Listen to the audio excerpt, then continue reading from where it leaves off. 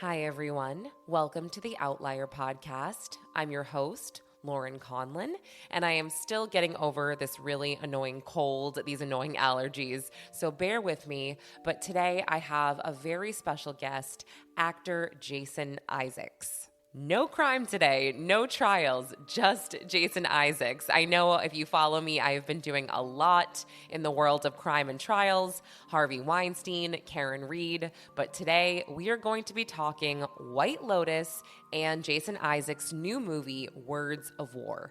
I also feel like Jason Isaacs is an interviewer's dream because he just talks and talks and it's great. He has a lot to say and he's super interesting. So again, he made my job very easy. Like many people, I watched and I was obsessed with White Lotus season 3. I really loved it. It was one of my favorite seasons. I know that it got mixed reviews from a lot of people, but I loved Jason Isaacs as Timothy Ratliff and his whole family. Oh my goodness, Parker Posey as his wife, Patrick Schwarzenegger as his son. It was just so good. Now, I do ask him a little bit about some of the off-screen drama, which you'll hear he didn't necessarily want to talk about it, but he does a really good job of deflecting, I guess. And he has some interesting things to say about it. I mean, he kind of alludes to the fact that, they were all there for a year filming in Thailand and shit happens. It was a year and they are people, they are humans. And I am paraphrasing. He does not say this exactly, but you'll hear it from him. And then his other film that recently was released on May 2nd, 2025, it's called Words of War. And he plays the husband of a Russian journalist named Anna Politkovskaya. And she was this human rights activist, this journalist who really risked her life and ended up losing her life to expose corruption within Russia under Vladimir Putin. And that does not give the movie away by any means, but it is directed by James Strong, who also is the director of Broadchurch. I don't know if you guys have watched that show, but I've watched the first season. I don't know why I didn't really keep up with it, but I loved the first season. I really should get back to it.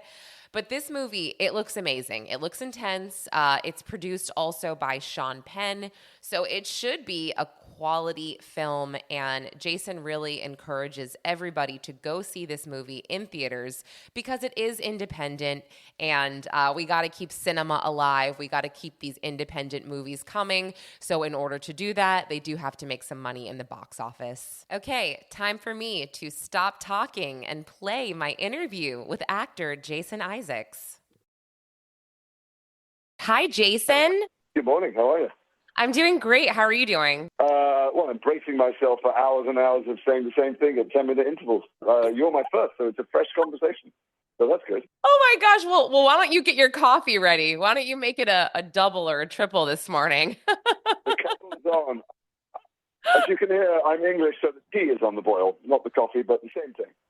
Okay. I met you in 2019 at the Dark Crystal premiere in Queens, New York. I'm a New Yorker, and you were lovely. I wanted to get that out there. You were lovely. Well, I've changed. I've been ruined, honestly. I was nice back then, but I'm awful now. Timothy Ratliff, he just ruined you, didn't he? He absolutely just tore you apart, my friend. Well, to be honest, it wasn't. It's been fun being in White Lotus, but playing Timothy wasn't fun in itself because he's such a depressed, terrified man on the edge of catastrophe whose entire life is falling apart. So the moments between action and cut are very depressing, but the moments between cut and action were delightful. You were incredible, and every time I would watch your scenes, I would just take a second and be like, wow, I am so glad I am not in his position right now. And that is a testament to you because you were so incredible as this tortured, unraveling financier. It was incredible to watch that, Jason. And I can only imagine what you had to do to get into that mind space. I mean, I'm a bit of a catastrophist anyway in real life. And so it didn't take much for me to think that the world was coming to an end. My world was coming to an end. And that my children, I think AI is coming for us and climate change and nuclear war and God knows what's happening as the fabric of the world breaks down. So I just had to tap in to that negativity in me. It was relatively easy. I have all these theories about the finale, about you looking off into the distance on the boat. And I mean, I don't think that your character would have unalived himself, right? Go, after all that, but like what a lot of people interpreted that differently. I mean, can you tell us anything about the ending? Is there going to be a Yeah. spin-off, a Ratliff family spin-off? Yeah, please. Well, I'm not going to tell you about any potential spin-offs. That's a whole other thing. But no, there shouldn't be too many interpretations about the end. Certainly not what I was intending you to get, is that he has finally accepted his fate. And he's had, in fact, ironically, the biggest spiritual change and enlightenment of any character ever in White Lotus. The man who wanted at least, who only wanted to work out in the gym, has finally taken the words of the monk to heart and is looking at the drops of water going back into the sea and is enormously relieved at the thought that he'll no longer have to try and be better than other people and maintain this status gap. And he looks over at his family, all of whom are obsessed with this stuff and think they won't be able to cope. And he realizes that the best thing that could ever happen to them all is that they are returned to the great mass of mankind, and that they don't live this elevated life, and that whatever fate's thrown him, he'll be able to cope with, and he has some faith that will happen for them too. But he embraces and surrenders, and there's a moment of pure bliss for him.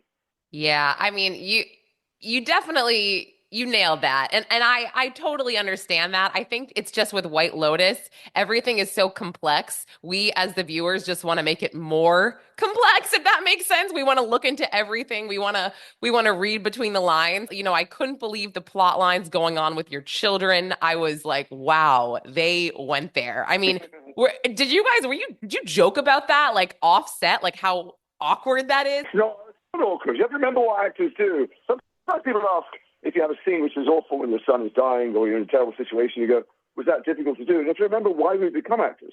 Nobody wants to watch a bunch of people having a nice holiday and then going home and swapping photographs. Drama is always about ordinary people in extraordinary situations or extraordinary people, and you crave these moments of huge high drama and surprising, shocking stuff to do. So we knew that it was going to be controversial, people would be thinking about it and talking about it, and it would challenge people. And that's the stuff that, that's a five-course banquet for an actor.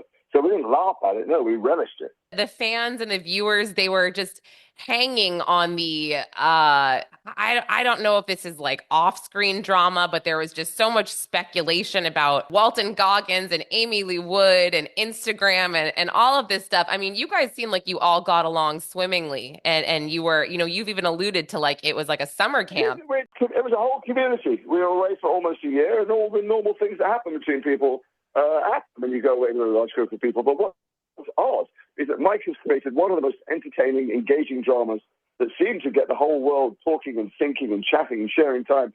Why anybody's interested in what the actual boring actors were doing and what we were talking about and how we were hanging out, I have no idea, because it's nowhere near as interesting as the drama Mike made. I think people should just focus on where all the excitement really is. Yeah, no, I mean, Jason, then you underestimate us, okay? As Americans, as viewers, we are simple people. I'm totally kidding. I look forward to, anything and everything, White Lotus season 4. I really hope your character comes back and your family comes back, or there's a spinoff, because again, I think you're brilliant. Also, Mike always leaves the audience wanting more. Mike White has an infinite capacity to invent engaging people. People loved season 1, they loved season 2, they went nuts for season 3. I've no doubt season 4 will be just as good, and we will be around the U-bend of television history and hopefully doing something else by then. That'll be fine. Yes, no, he is wonderful. But again, as are all of you. And today is Friday, May 2nd. So just quickly, you have another movie, Words of War, which is being released. And this one, oh my goodness, this looks incredible. You play Alexander, Russian journalist Anna Politkovskaya. I have such a hard time with her name. Her husband, the slain journalist who essentially risked. Yeah. That's pretty fair. Really? Oh. That's pretty fair. Yeah, that's not bad. It's a film that's very different than White Lotus. It's a film about one of the most brave and extraordinary women in the history of journalism, and a lesson for us all, not just what happened to her, but also how important it is to stand up and speak your own truth. This is a woman who was a correspondent for ordinary people issues and was sent to Chechnya because the Russian people weren't that interested in this war being waged in their name, and saw their mass graves, mass rape, torture, and reported back to the Russians, listen, these things we've been told are not what's really happening on the ground, And this newly elected president we've got lied to us about why we've invaded this country. And he used exactly the same playbook as he did for Ukraine, by the way, the same lies, the same treatment on the ground. And she became a national hero for telling the truth, speaking the truth to power, for which in the end she lost her life. But it's a full, all-round picture of this amazing woman and a kind of inspiring and cautionary tale. But it's what I liked about the film and the script when I got it is it's a picture not just of who she was. She's not a superhero. She's an ordinary person. You see her marriage and the stress inside her marriage when the woman eclipses the man. He was a bit of a star on television and also left-leaning and against Putin, but in the end that didn't help him because he was talking the talk, but he wasn't walking the walk like she did. And the stress on her children, and they didn't want her to put her life at risk. And the fact that she, in the end, felt she had an obligation to the truth.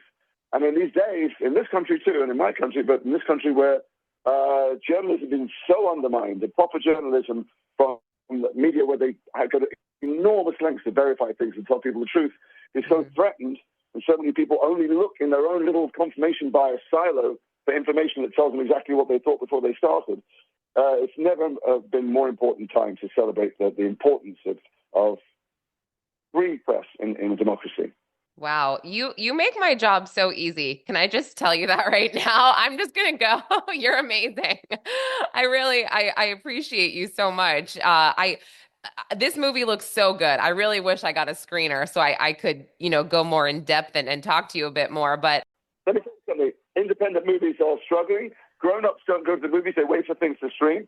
And you will not get independent, adult, grown-up movies about complex subjects like this unless you go to the theaters and buy a ticket, because people will stop making them because it's very hard to find an audience. So if anyone's listening to this and they're curious, don't wait for, who knows, weeks, months, years for it to come on your TV. Go out and have an adult evening or afternoon and watch a grown-up story that makes you think about the world you live in. I love that. You're right. Everybody should get your ass to the theater. Seriously. Support independent films, support movie theaters. Yeah. Jason Isaacs, thank you so much. You're incredible. It's a pleasure. Lovely to talk to you. I'll talk to you soon. Bye. Thank you.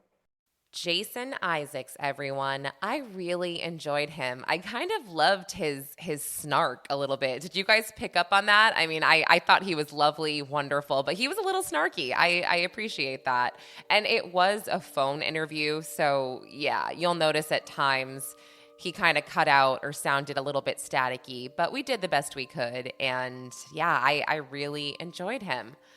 All right, guys. Well, thank you so much for listening. And again, everybody should go see The Words of War and catch up on White Lotus if you haven't already. And if you like this podcast, don't forget to rate, subscribe, leave a review wherever you listen. I would love that. If you are listening on YouTube, please like and subscribe there, Pop Crime TV. I appreciate everybody, and this week I will have a lot more coming in the world of crime and pop culture. I'm Lauren Conlin. Thanks for listening.